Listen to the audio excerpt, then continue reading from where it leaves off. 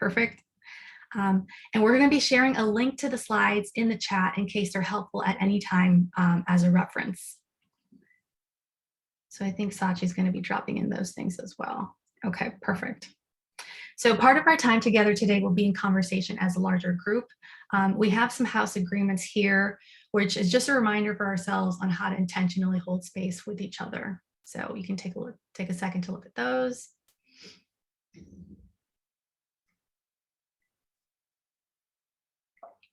Perfect.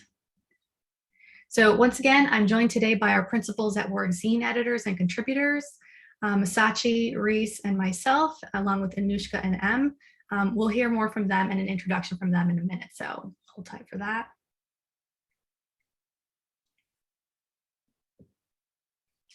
So we're currently based in different locations, also known by their occupied names. AMC itself is centered and produced on occupied indigenous Wawiyutanang land known as Detroit, also known as Detroit. If you want to know more about land acknowledgement, here's a link to learn more. It's not a definitive resource, but it's a place to start.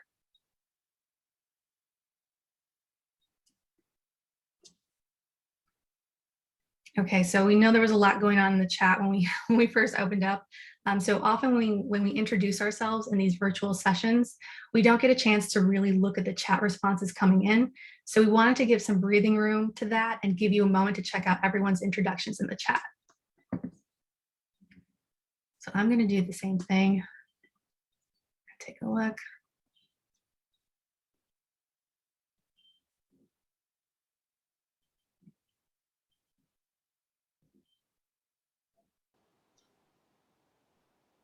I'm just going to pop in and add, for anyone who just joined us, you probably don't see anything in the chat. So if anyone wants to repost theirs or reintroduce themselves or hasn't had a chance yet, feel free to add your intros in now. We're just doing your name, pronouns, where you're located, and we have a question for you about what comes to mind when you hear the words professionalized workspaces. Thanks, Sachi. Perfect.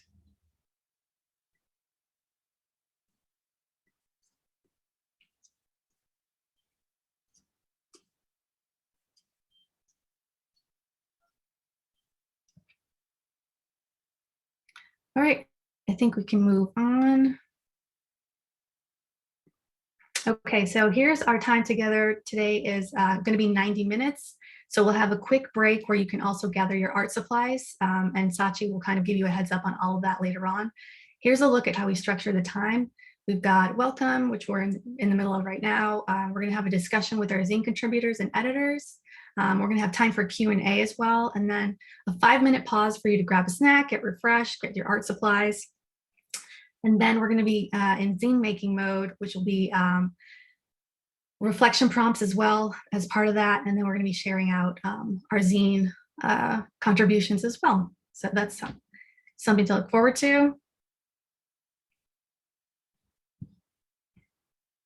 So this is the same 90 minutes. We kind of made this for ourselves, and we thought we would just include it. It's as a visual way to understand the agenda as well, and just support different types of visualizing information. So just a nice little way to see that.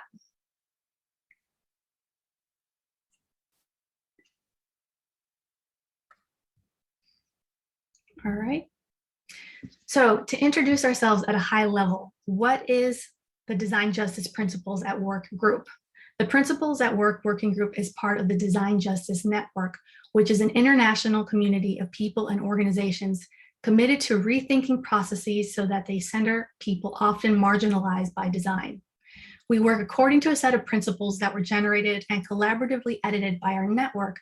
These principles were collaboratively made during the Allied Media Conference in 2016. So coming full circle, we got a couple events which we'll be talking about in a few slides. But yeah, the principles look like this.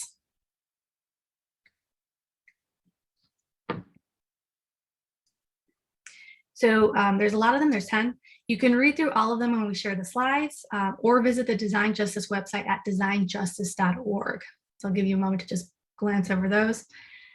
So a quick note, design justice happens across varied workplaces and is referred to as such within our network, but you may also come across its principles in your own line of work and even by other names that refer to liberatory practices.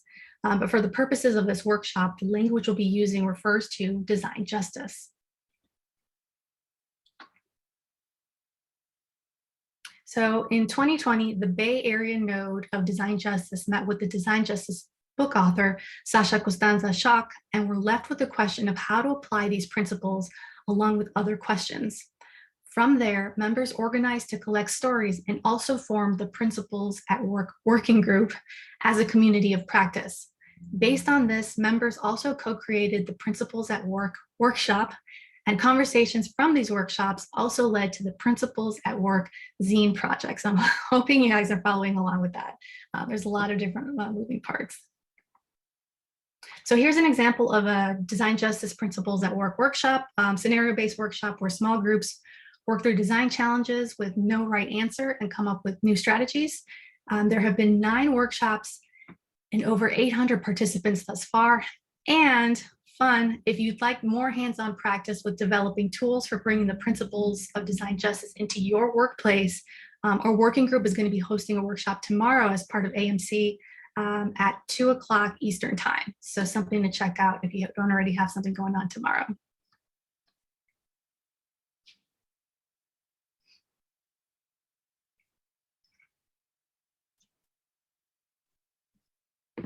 All right, Grace, next one.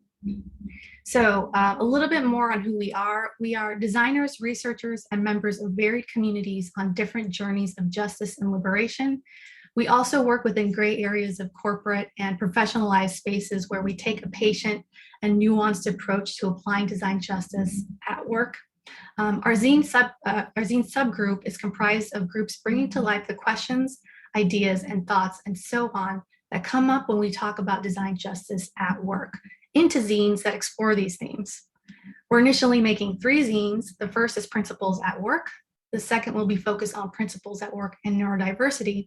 And the third is still undecided. So we're still figuring that one out, and you'll have a chance to get involved, and Reese will tell you how later on.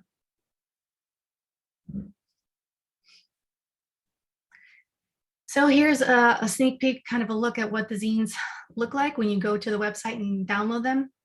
We began our work on the zine searching for collective accountability. At a time when many of us are exploring facets in our relationship with work, we find this tension between inspirational and intimidating when we read the design justice principles and we see those 10 principles. In the zine, we don't present a concrete way of approaching the questions that arise, but rather unique perspectives and that grapple with how to apply the change we want, along with more curiosity. So Zine 1 is a collection of words and images bringing to life some of the thoughts and ideas on applying liberatory practices at work, ranging from topics of trauma-informed design, sustainability, storytelling, and community. It's 48 pages and also has a supplemental mini zine of reflections, which is the inspiration for what we're going to be doing today together in our session. You can download the zine at designjustice.org/zines. You share the link in the chat. For our contributors, we really wanted to share stories about how people are practicing and thinking about and applying the principles at work, and also an opportunity for people to have space to use the zine as a format for conversation. We're joined today by 2 of our contributors who will share with us thoughts from their work. So let's get to some conversation.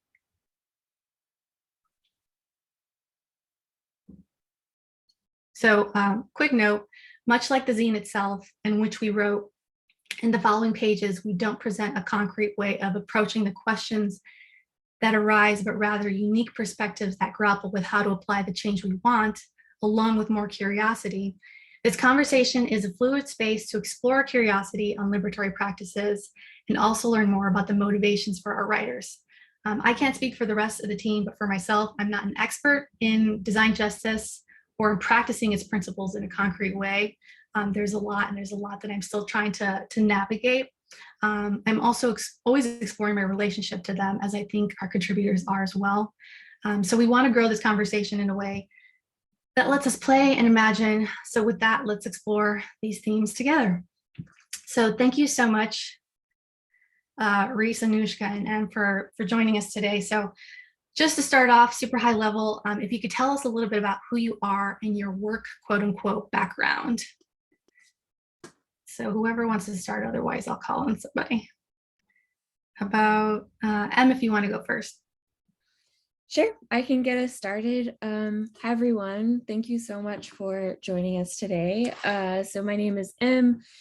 I use they, them pronouns. I'm a human-centered designer, and I focus on accessibility in my design practice. And I try to use design as a tool for democratically redistributing power. So I draw from the kind of idea and philosophy of universal design, which is kind of this idea that if you make any given thing, abstract or not, more accessible to the people who most struggle to access that thing, then that thing is going to be better for everyone.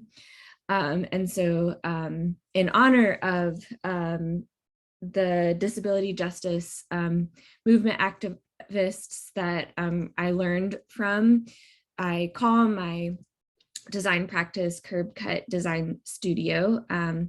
I put a little link in the chat if you'd like to learn more. Does that answer all of your questions? Yeah, that was awesome. Thank you so much. Anushka, how about you? Yeah, thank you.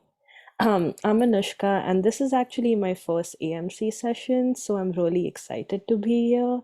And thank you for having me here. So I'm actually from Mumbai, India, and right after graduating from design school, I started working as a graphic designer in different nonprofit spaces. Some focused their work for like youth mentorship, education, women and girls' rights, and different kinds of things um, in the social impact sphere. But I often realized that I would be on the back end as a designer, and I was not part of um, any conceptualization or thinking processes, and it was feeling very limited. Also, was not being able to really connect and talk to people who were actually doing the work. And I sort of wanted to do a shift in my career where I could learn more tools to be part of the process and facilitate processes more. So I came to Baltimore at Maryland Institute College of Art to pursue social design. And that's also actually where I met M. So our program did focus on human-centered design. But soon after that, I started working at the Johns Hopkins School of Nursing as a design strategist with an equity lens. And I've been working there with different nurse researchers for the past three years. And since then, I have been very interested in community-based participatory research.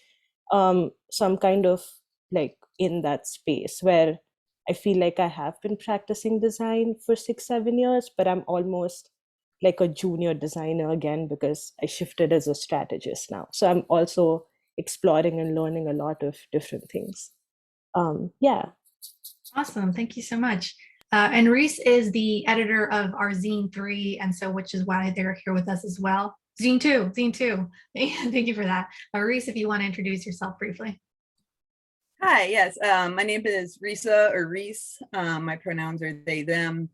I'm originally from Houston, Texas, but I moved up here to Kansas City, Missouri a couple of years ago to start working at a behavioral nonprofit in the data and data analysis capacity. I got to this point because of so many things that happened in my past. Part of the reason why I wanted to move was to get away from a lot of my past. I delayed my college to a certain extent in pursuit of painting for about 10 years, and then went back to college and pursued a PhD in industrial organizational psychology. But I ended up barely getting out with a master's because I discovered I was autistic. I almost died from stress of studying work-life balance.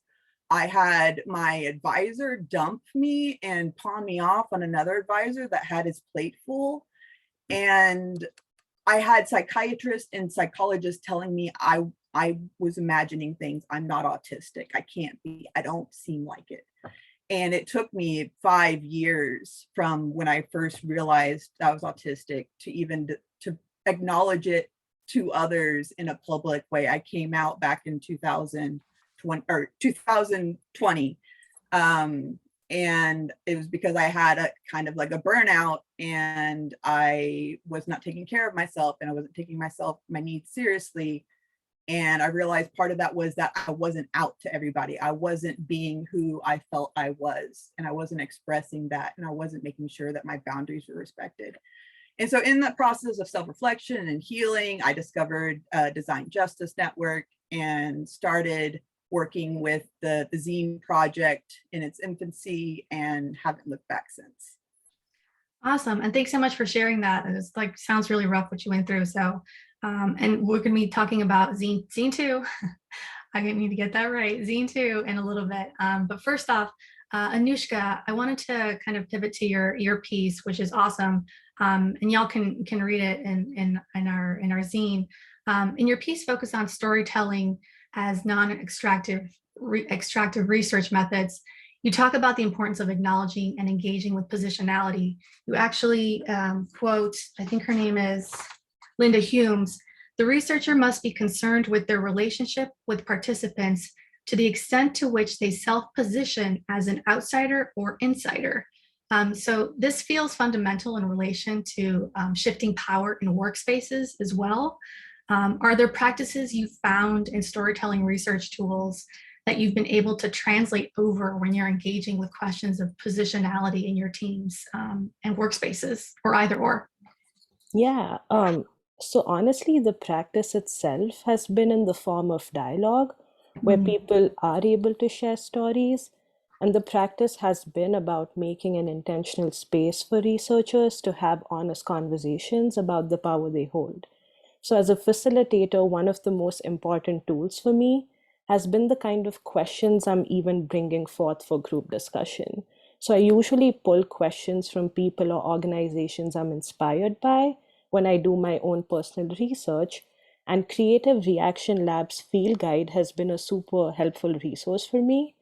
I remember a time when some researchers left the session with something new after sharing experiences on the following question: which forms of power are harmful to myself and or others? Maybe to a few of us, this might seem so simple. By simple, I mean so important and crucial. But I remember a lot of them saying that they hadn't really thought about a question like that. And that was a little startling for me. And I also really find Ranjan Datta's questions and mindsets very powerful. Um, and as a researcher, he inspires me to ask myself, again, very simple questions of who am I and where do I come from? And he mentions this in his paper on Indigenous storytelling. And he offers the perspective that we can truly hold our responsibility as a researcher when we share who we are personally, professionally, emotionally, and spiritually. Yeah, so those are a few things I feel I've been able to sort of translate. Awesome. And like, it sounds like you're talking about some of the people who inspire you, which is a perfect segue for my next question, actually, because you mentioned Creative Reaction Lab and Rajan Datta. In your piece, you write about the world of harm reduction and trauma-informed design as your other major teacher, or you write about harm reduction as your other major teacher besides trauma-informed design. Knowing that there's people and organizations out there like Greater Good Studio, who you mentioned, that are able to sort of gain that traction and often have that respect or influence because there's a little bit more known. Have you found a good way to bring this kind of work to the front on your own?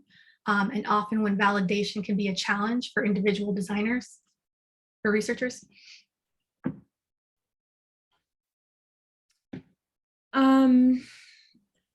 Yeah, I really wish that I could bring this like inspiring and aspirational energy to the conversation to answer that question. But I mean, to be frank, my experience of like bringing an equity lens into workplaces has been one of a life of instability, essentially, because the reality is that, yeah, my experience has been that for the most part, people in positions of power, people who are gatekeepers to major resources and social capital, which, you know, are the people who are my bosses and professionalized workplaces. No matter how much the like values of an organization claim to be all about redistributing power or all about justice and equity, when I actually try to do the work of redistributing power, then my job is threatened and I get pushed out, laid off, fired, silenced.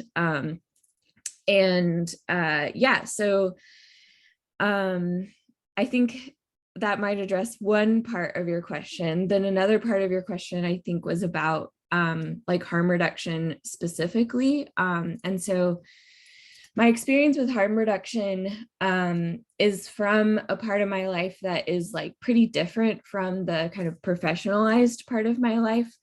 Harm reduction is a praxis that is mostly taught through learning by doing, word of mouth.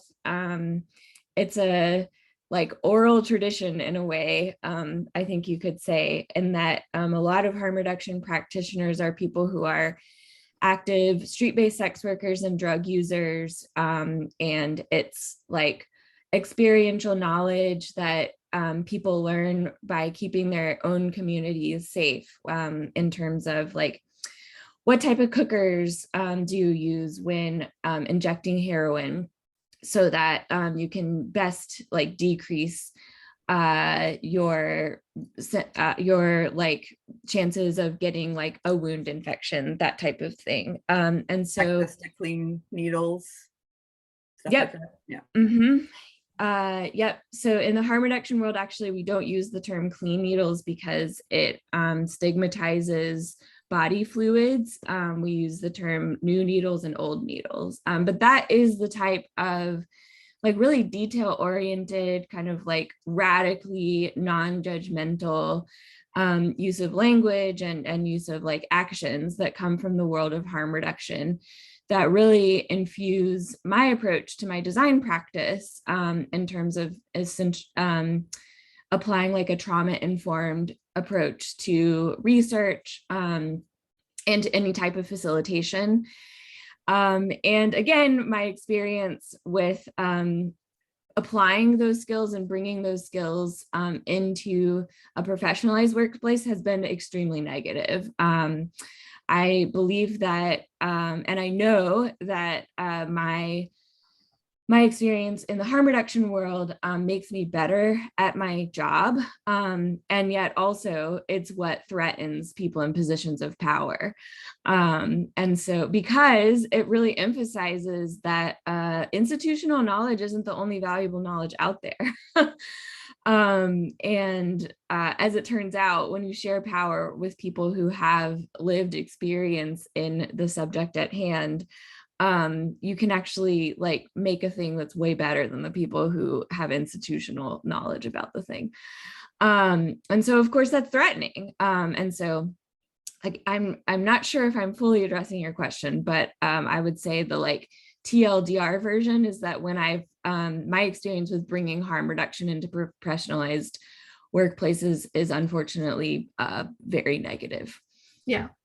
Thanks so much for sharing that. And then like, yeah, I resonate, and I saw Anushka kind of nodding her head too, and people in the audience too, about like when you try to bring up equity sort of things in the workspace, it's kind of met with sort of pushback and some of those things, like the harm that kind of comes from it as well, just from the people in power in a workspace. So that definitely resonates. And we'll get to a little bit, hopefully we can get to a little bit more on that subject. But And I guess to kind of to pivot to things that are tactics of people in power, Anushka, one of the things coming up in this first scene is the need to see and engage with complexity and nuance, and constantly having to ask questions if the goal is to redistribute power and agency, particularly in the context of certain buzzwords and feel-good trends that are used by workspaces. Does that resonate with you? If so, what are your strategies for navigating this need for complexity in your work? And for the others too, feel free to answer this as well. Yeah, no, it definitely resonates, and everything I mentioned, it definitely like hits a spot. It's so easy to claim and identify as a social justice warrior, sometimes even as yourself, as an individual. I have to keep on learning that, or even as organizations in this age and time, especially with social media. And I think in that way, I think I've been playing it quite safe in the last 2 years. Um, and those are questions I've been navigating in my head because I'm on a working visa here, and the only place I can work at is my current workplace. And if I do start questioning everything, it may risk my job, and I may have to go back. So, which again, those are questions I'm thinking about and thinking if I should really go back, because working in a space which is toxic or really not, or which isn't making any change, isn't really helping anyone.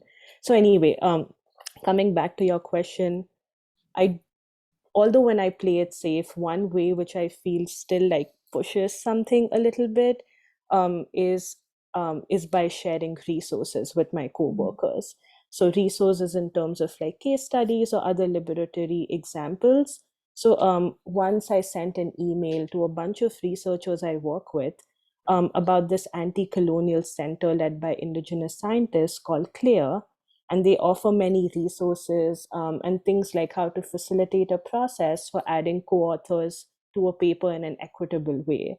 So all in hope that if I share these small concrete examples, they may start understanding there's so much growth and change that needs to happen in our own work.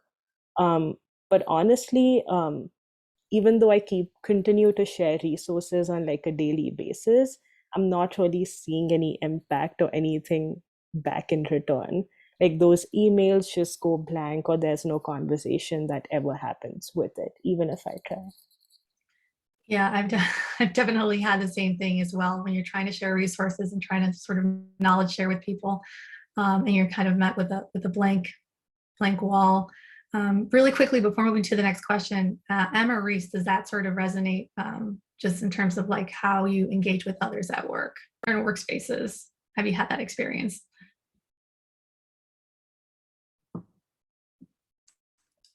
Yeah, I really appreciate, Anushka, you sharing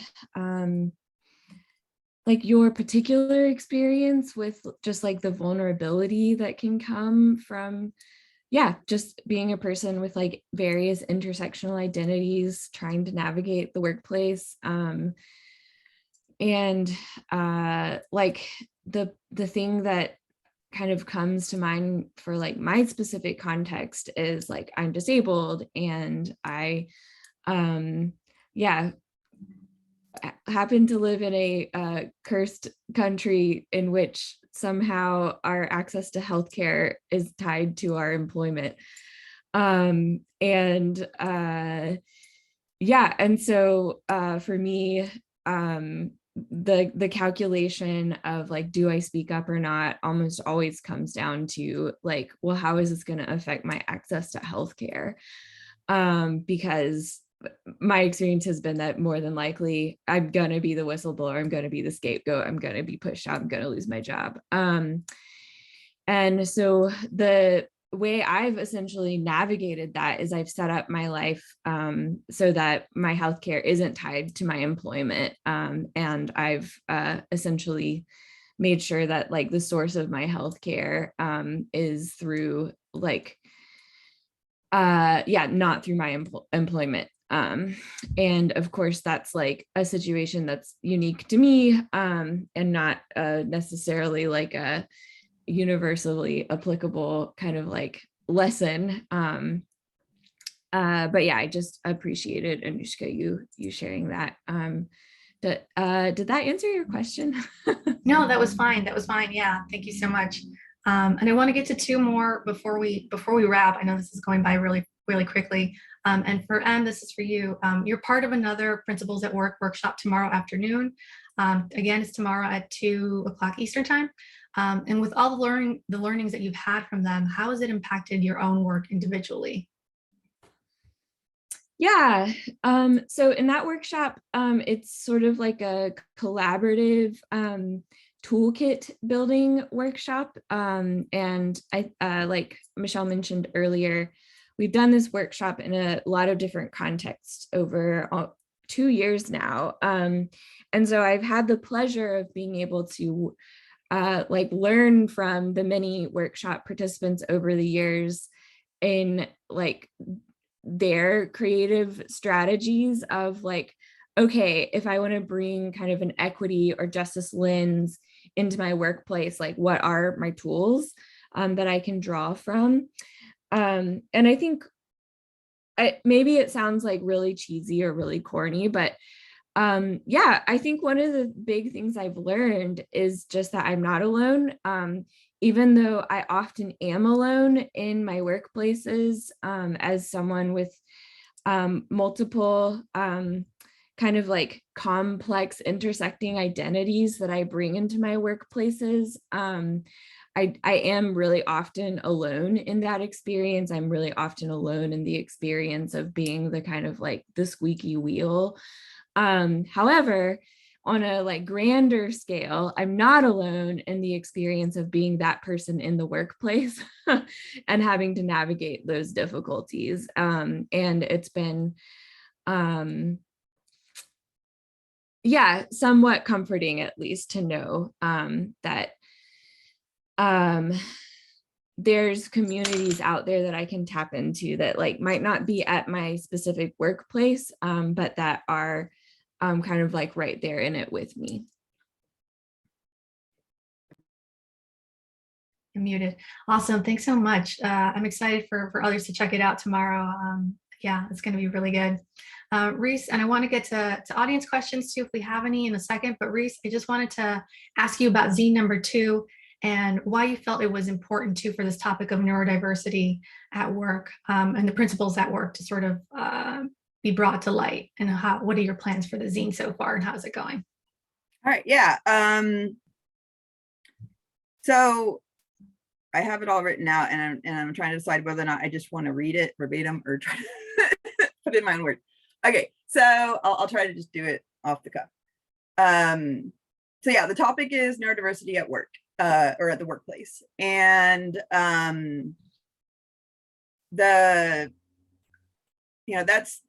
that's the topic, but there's a lot of like themes that kind of crop up. And kind of one of the biggest ones is that neurodivergent people struggle in the workplace.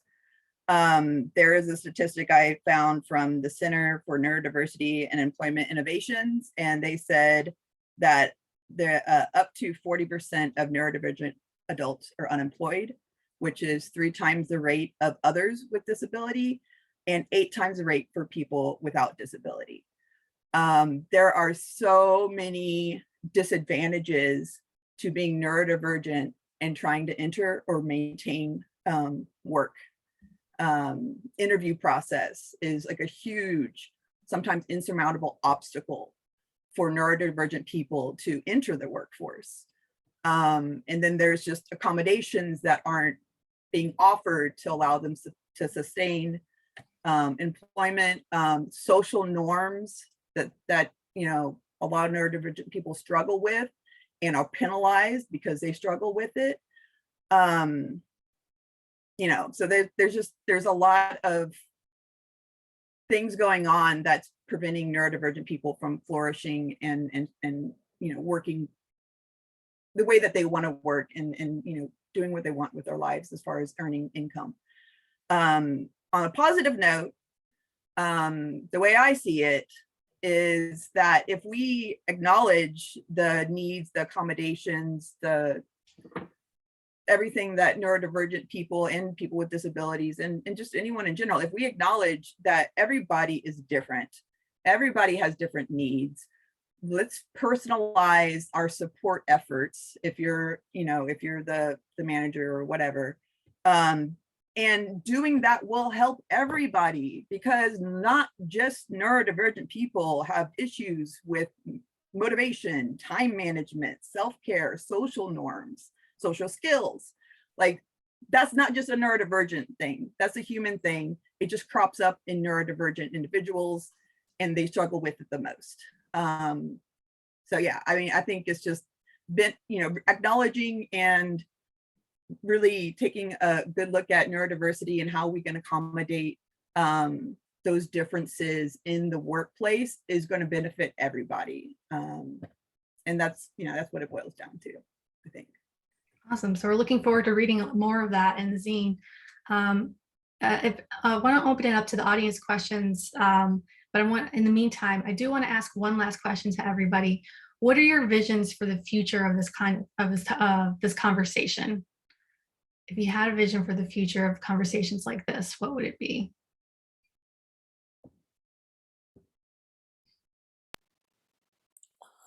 I can go. I mean, of course, the vision is that this conversation leads to shifts in how people think about this kind of work and how they actually practice it. Some of the excerpts and examples I shared in the zine piece really motivated me to shape processes where people are given as much space as they need to feel safe. And one of the projects really inspired me to voice or understand how older adults who experience dementia are not passive recipients of care, but can equally collaborate and share their own stories. And I think this was really important for me because the narrative going in one of the research projects I'm working on, which is focused on helping older adults in the US experiencing dementia, is that they are sort of very passive and that they can't make their own decisions, or they can't be their storytellers, or their caregivers have to speak on their behalf. So I think even just like reading about this in different papers and putting it in my zine sort of changed that narrative in my own head, so I can question those narratives with my team members.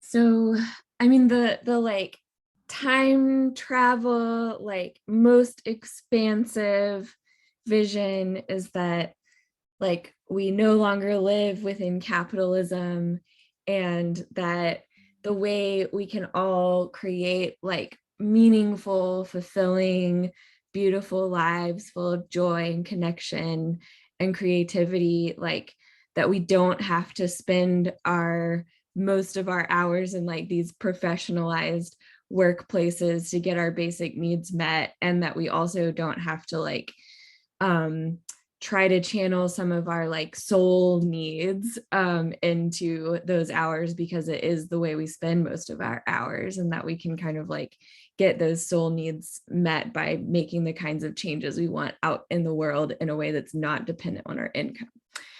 So, and then the more sort of like, okay, let's make the world we want, like prefigurative politics kind of like approach to like, this is our reality.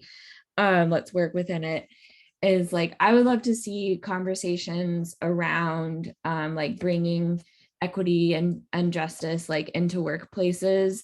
I'd love to see them focus more on kind of like safety planning, and like helping generate like support network, support systems for folks who like, I'm about to initiate XYZ conversation with my boss tomorrow. I probably am gonna this is gonna start the process of me getting fired. I'm pretty confident. Like, and then there's the network that's like there to catch you, to make sure you're gonna have all of your needs met, and not, are also going to be thriving and are going to be able to hook you up with the next thing. Like that would be like such a dream within like our current reality of something that I wish existed.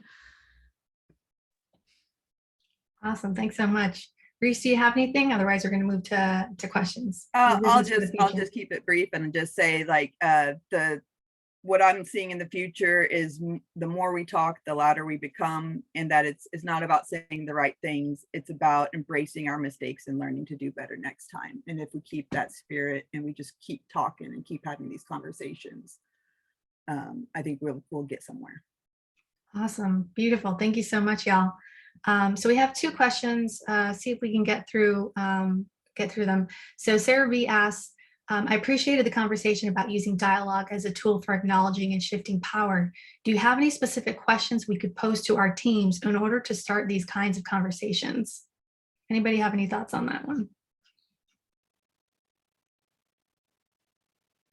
The mini zine.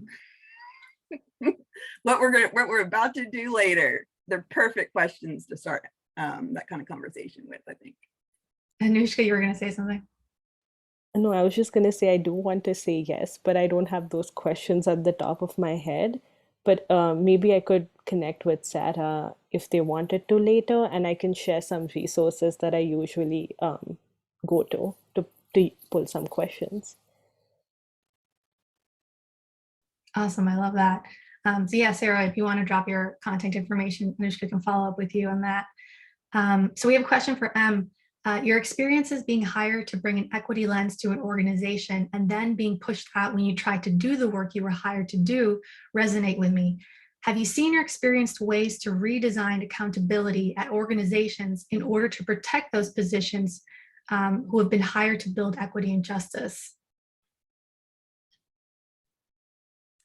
Okay, I love this question so much. Thank you for asking. You've got my, I feel really inspired by this question. And yeah, if you want to chat after this, please reach out, because now I'm I want to hear your ideas on this, because it sounds like you've thought more about it than I have. Yeah, so one idea actually comes from my therapist, who suggested that when I'm vetting clients or organizations to work with, I ask how low is the ceiling that you're going to give me? How much power am I going to have over my own project? So I build yeah, from the beginning, I trust myself. I make mistakes, but I also trust that I'm going to do work that aligns with my own values. And so I do that vetting from the beginning of am I going to have the high enough ceiling to be able to make those calls? And then the other thing in terms of building accountability, something I write about in the zine piece is basically, yeah, essentially, it was a white cis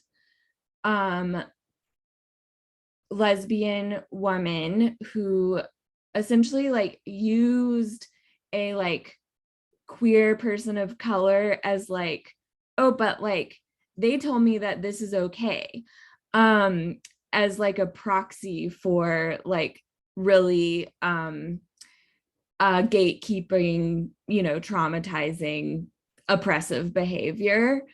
And I think that building another way of building accountability would be for me to cultivate relationships with people within the organizations I'm working with, cultivate relationships with people who have more power than I do. And then also it sounds kind of fucked up, but I'm gonna say it, build relationships of accountability with people who have more power than I do and people who have the intersections they sit at are ones that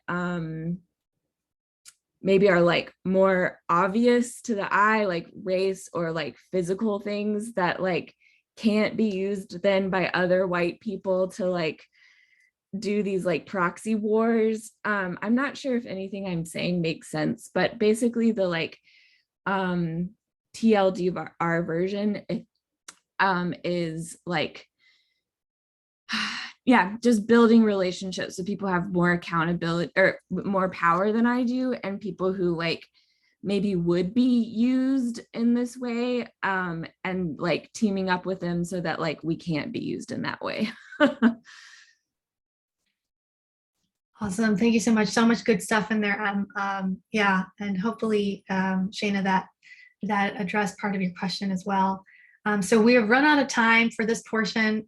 So many conversations that still need to be had, obviously, but this has been so enriching, and I'm already getting inspired to just on how I'm going to engage with workspaces moving forward. But thanks so much, everybody, to our panelists, for just bringing yourselves here, and just thank you so much. So I think Reese or Sachi, whoever's got the next bit of information for us or bit of instructions, thank you so much. Wow, y'all, thank you. And I am in the process of removing spotlights from y'all. And hi, I haven't had a chance to introduce myself. I don't know, can y'all see me? Yes, we can see you. Okay, perfect. My name is Sachi, and I've had the amazing opportunity to get to collaborate with all of these folks over the last actually number of months to work on this zine project and really create space to dig into these questions. And I am going to move us into a transition. The second half of our time together is, and give me 1 second and I will share some slides. Actually, we're going to do some work with materials and spend a little bit more time hands-on. Give me 1 second. Well, we wanted to give y'all a chance to take a little bit of a break and also collect some materials, create some space for yourselves. I'm going to go ahead and share my screen so you can, let's see. All right, so as I mentioned, this is our little transition and pause phase. We are running a little bit behind schedule, and we want to give y'all ample space and time to experience or be part of this practice. And so we're going to take about 3 minutes. If you want to stretch, take a moment, stand up, breathe, gather materials. The primary thing that we're going to want for this section is going to be paper and something to write with. Scissors are incredibly helpful as well, although I've definitely done this with ripping paper. So if you don't have scissors, this can still work. We're also going to go through what I find to be a little bit of a magical paper folding exercise in making the zine, and at the same time, you can fold a regular piece of paper, and this will work as well. So the main thing is paper and something to write with. And if you would like, scissors and taper glue is great as well. So I think that I did not, I'm going to actually unshare for 1 second because I did not enable sound when I did my sharing. I did actually, all right. So I'm going to share, I'm going to put on music for about 2 minutes and give y'all a chance to collect some materials.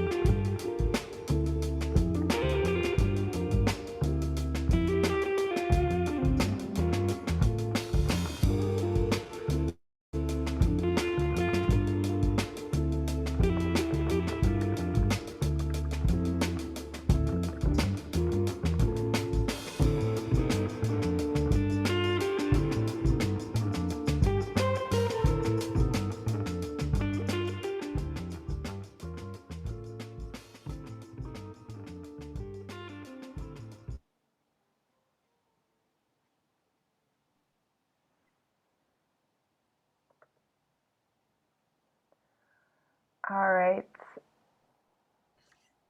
Hi, everyone. So I know that during our panel convo, we, Reese, Anushka, and I especially shared some like personal experiences that definitely could have like brought up some really bad memories from you all. And that yeah, we got into some like pretty emotional and intense territory that like has the potential to even be like triggering or re-traumatizing to folks. Our goal here is not to leave people feeling worse as you finish up with this workshop and then move on to the rest of your day 2 of AMC. Our goal is for people to feel actually more connected and better nourished after this. So to help us kind of like transition from the more kind of like challenging emotional territory of the conversation that we just had and into a more sort of like creative space of zine making that we're about to do.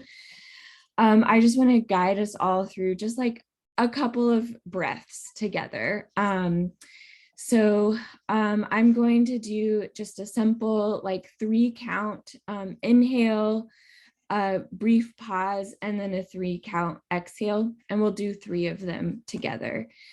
So let's go ahead and begin with inhale, 2, 3, pause, exhale, 2, 3, pause.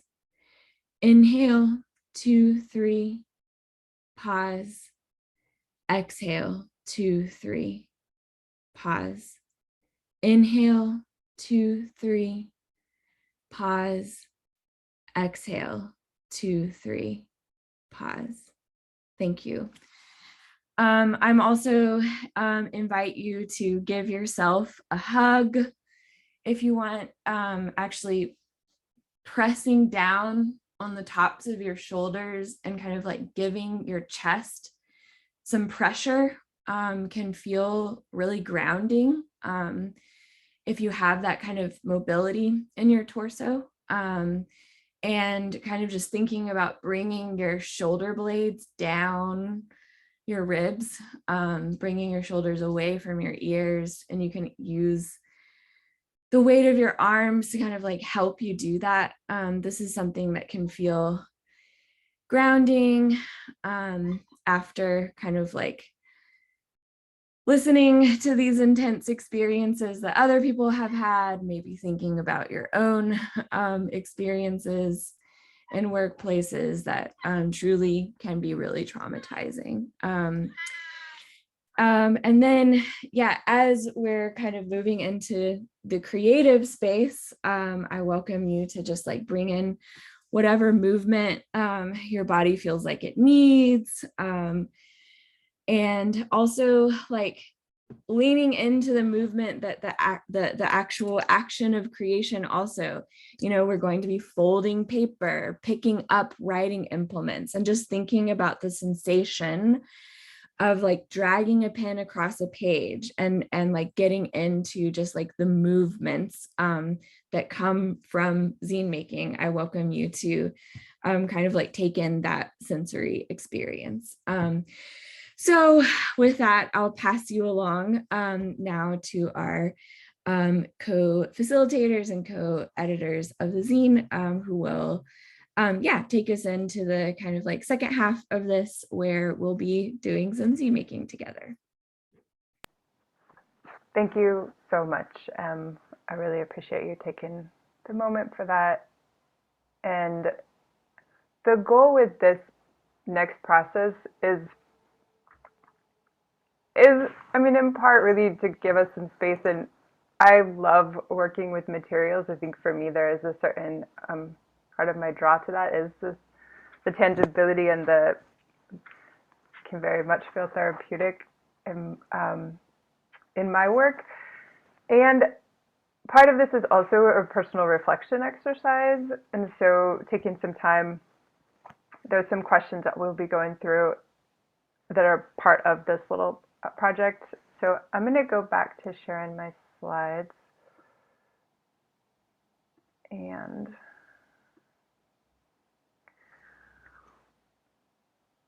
let's say my work is a lot about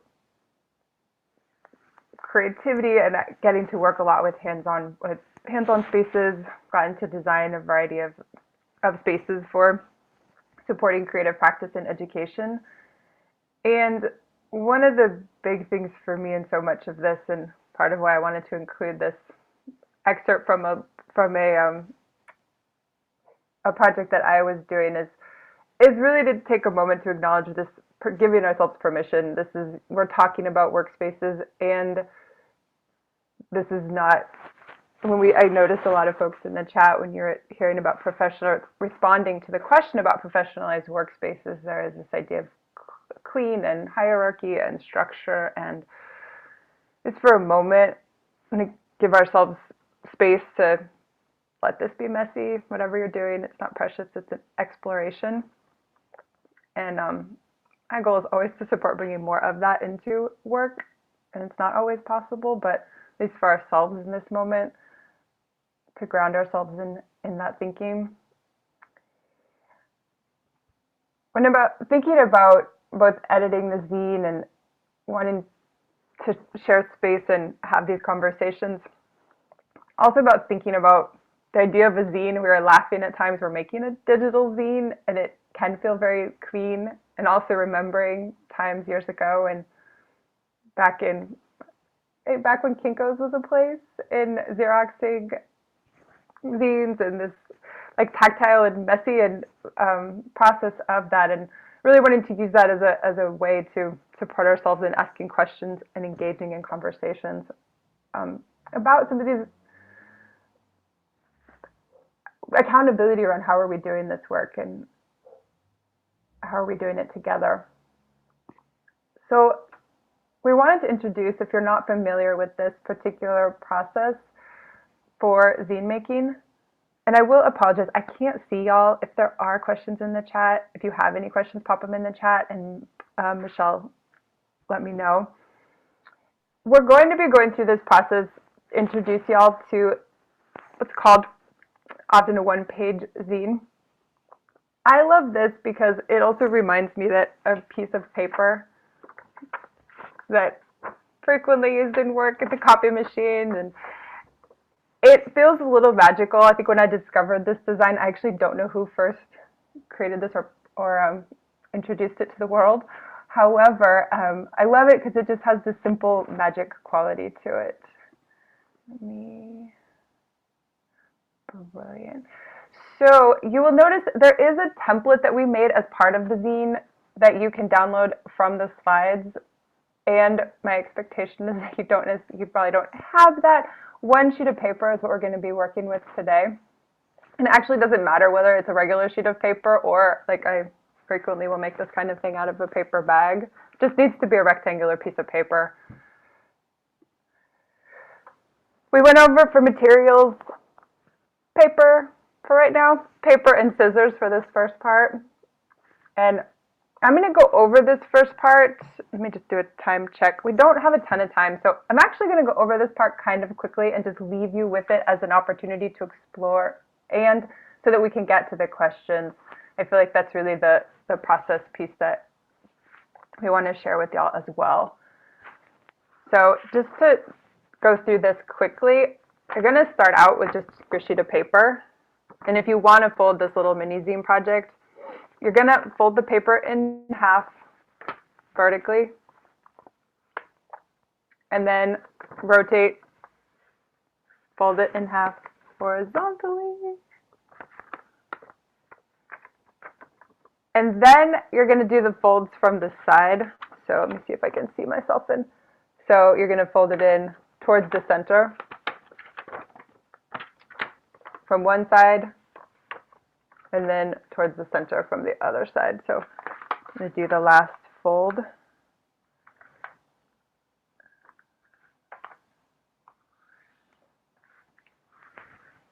And I should put music on for us right now.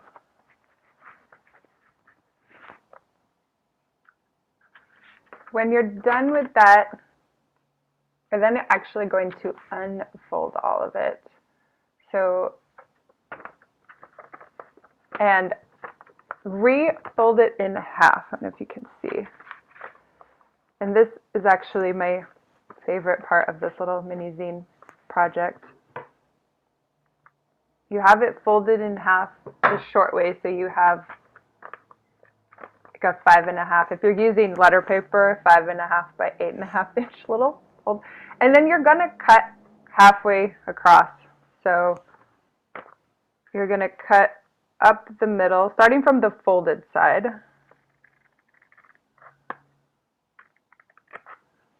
Voila. And then from there, you're going to unfold it. You end up with your whole piece of paper. You're going to refold the vertical, so you have the long way now. And this, you're actually just going to push it together so that you end up with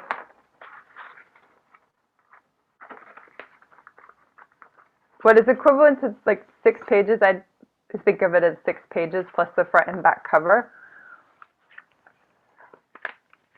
If you want later on to use the little zine template that we made that has the reflection questions in it,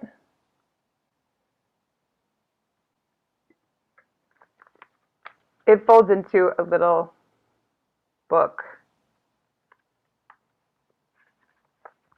And then one of our goals with this project, actually, as a piece of the zine, we're making the zine itself is relatively long and will probably be experienced almost exclusively digitally. And we really wanted to have a physical element that we could use as a tool to support ourselves and other folks in deepening this work and having some resources. And something that you could share if you ever wanted to do a reflection process in your own workspaces, or give us feedback, where this is the first time that we've put this together and would love feedback. All right, so I think wherever you are in this folding project is beautiful. And if you wanted to do that, that's great. If you want to just fold a piece of paper or just write on a piece of paper flat, that works great for this next part. Really just wanted to introduce you to this model for making little, having a little mini book. And so one of the things I've really appreciated about being part of this Principles at Work group within the Design Justice Network is a variety of ways that a community has been sharing and supporting these can be really difficult conversations, and finding ways to support each other in creating space to reflect and slow down. I wanted to just take a moment to appreciate Elaine and Himanshu, who had originally created monthly reflection sessions for the community, and are the inspiration for the questions that are both in that mini zine, if you wanted to print it out and use it, or in here. What I wanted us to do now is take some time. We are probably just take a few minutes per question. And each of these questions, I think, will show up differently for each of us. So I'm going to go through them one by one and just give us a few minutes for each. And y'all have the slides if there's a question, if you want to skip through them. Or take a moment to just reflect on what you've been hearing and are thinking about based on the session so far.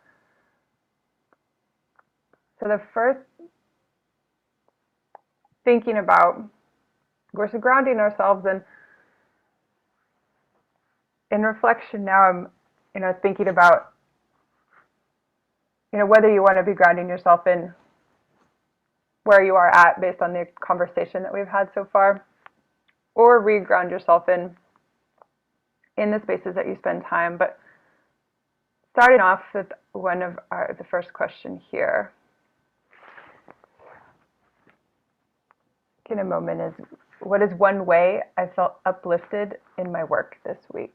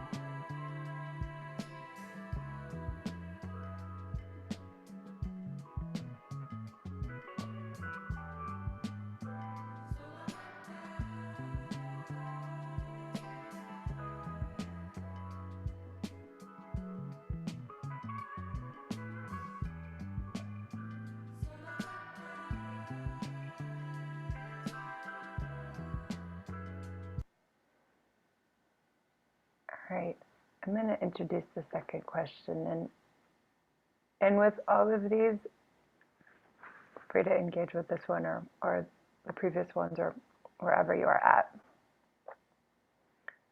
The next question: what is one way I've lifted up someone else in my work this week?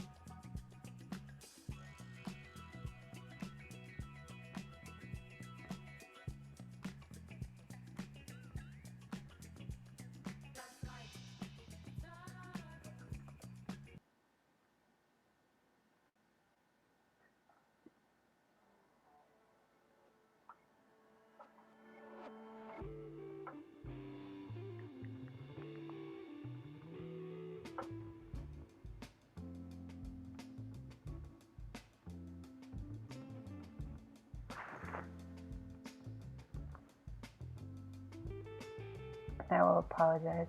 I was hoping to share my music again, but having technical difficulties. If you have music that feels good to listen to at this time.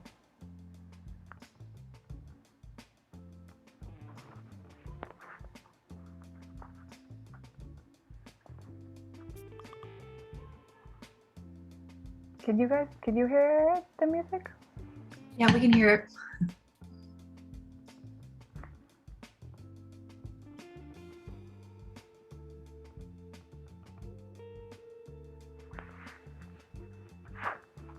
I'm going to intro us to our next question. So with any and all of these questions, for me, sometimes that means writing words and sometimes it means drawing, and frequently it's both. This one really wanted to support the visual. And so thinking about what might my path look like as I navigate challenges and realign myself. And that's thinking about, does it have a color? What is the shape or the space that might hold? Curves, zigzags, straight lines. And then what shape do I want that path to be? Does it have a texture? And who's joining me along that path?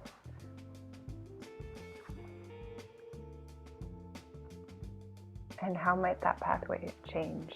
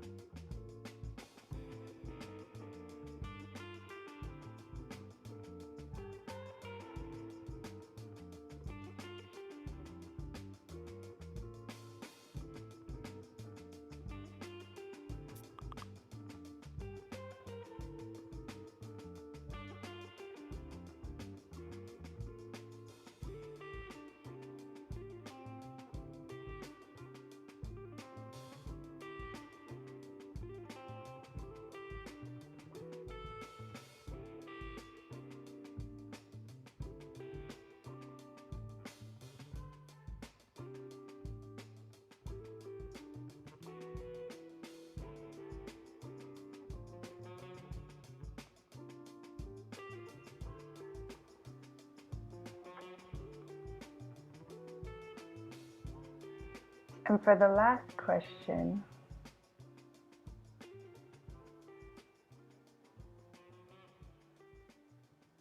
I'll leave you with this one. How do I sustain, heal, and empower myself through my work?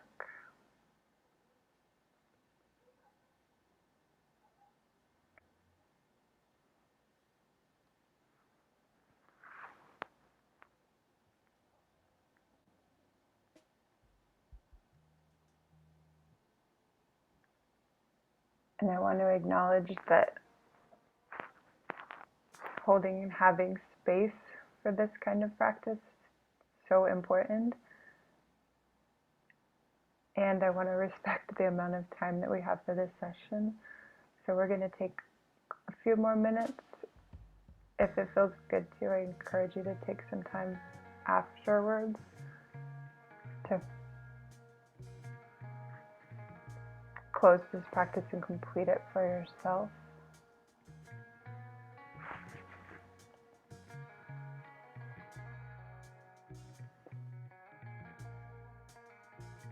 And I want to make sure we have some time for any for closing and questions as our time together and as a group comes to an end. I'm reminded of clocks and professional space and time frames.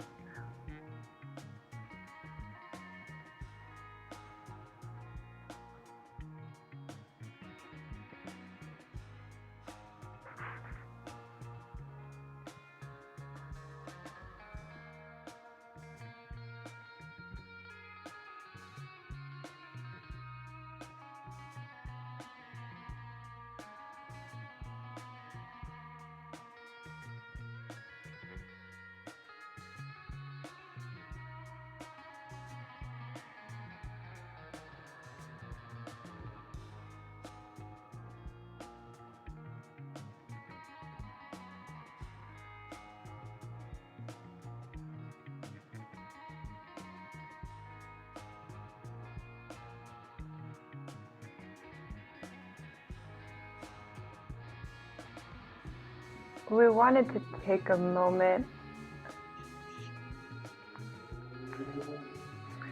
Thank you, Anushka. I'm glad to hear that. I went that transition. It can be really intense work, and so in that transition felt good for folks. We don't have a ton of time. I do apologize. We wanted to give folks, if you have anything that you want to share from your own reflections, then feel free to put it in the chat. And Michelle's gonna go ahead and transcribe it over into the slides. And we wanted to, you have the slide deck. We'd love to if you have any reflections that you want to share now, that's great. If they come up later, we do have some information we're going to share about how to get in touch, and we can add those as a shared resource.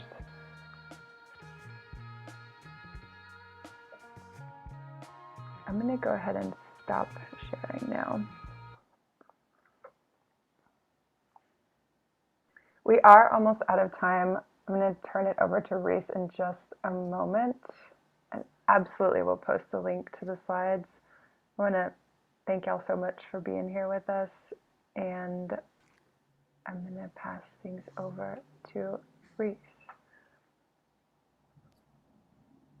All right, I am going to go ahead and share the slides real quick. So at the very end, there's some slides about how to get involved, and just give me a moment and I will share my screen. There we go. All right, so there's a bunch of different options, and I'm having all this weird stuff pop up on my screen. At the very top, and if somebody could also paste it into the comments, there is a feedback survey for this session. It's an opportunity to give us your emails if you want to be notified about future zines, if you have any feedback, any questions, you want to get involved. It's a really brief survey. It's just straight and to the point. If you have feedback questions, that's where you can put them, and we'll try to get back to you. There is already, that's been shared in the chat, the link to the zine 1 that we've been talking about. Zine 2 and Zine 3 are still under construction. I'm doing Zine 2, so there's at the bottom of the link, there's an email that we're using for the specific zines and a Zine 2 call for submissions. I will say that the submission form is a little complicated, so if you feel overwhelmed, feel free to just use the feedback survey and keep it brief, and we can start from there. There's also some options as far as getting involved in Design Justice Network in general. There's some links on this slide for that. The overview slide, the Get Involved overview, has links to everything else that's on this slide, and it has a lot of more information about different ways that you can join the network or become a member. Was there anything else? And also the principles of practice tomorrow at, was it 2 Eastern? 2 Eastern. All right, yeah, and that's And that's, is there anything else I'm forgetting to mention as far as providing questions or feedback? Does someone manage to get the link to the feedback form in the chat? I can't see it right now. Yeah, I posted it. I mean, I think that's it. Oh my goodness, now I can't see how to, there it goes. Trying to stop sharing my screen. Technology. Yeah, I mean, that's, I think that's about it. I can't think of anything else. What else? Anyone else have any last thoughts? I see we're on time, or at time. Hi, y'all. Hi. Or if anyone wants to do like a very super quick show and tell of what you created, feel free to hold it up to your screen, do a little show and tell. I have, this is my realigning myself. I drew a tree and said, I'm the water. Yes, thank you for that reminder. I'm going to put you all in gallery mode again. If folks are up Or if you for wanted a picture. showing off. Do you want, Oh, it worked. do we have someone that can do the picture? The Oh, yeah, screen I cap? can do. Yeah, anyone else welcome to share your screen and share with us. Mine is. Actually, I'm going to show this. Yeah, sure, whatever. This is just my favorite one because it's a drawing. Awesome, got it. Beautiful. All right, so we're at time. Everybody, thanks so much for sharing your zines. Thanks so much for engaging the conversation and just like being part of the day with us. And I hope the rest of your AMC goes as well. Also, anyone need any of the extra links or someone needs any more information from us, just put it in the chat before you leave. And yeah, thanks so much for joining us today, y'all. Have a great rest of your day. Thank you so much, everyone.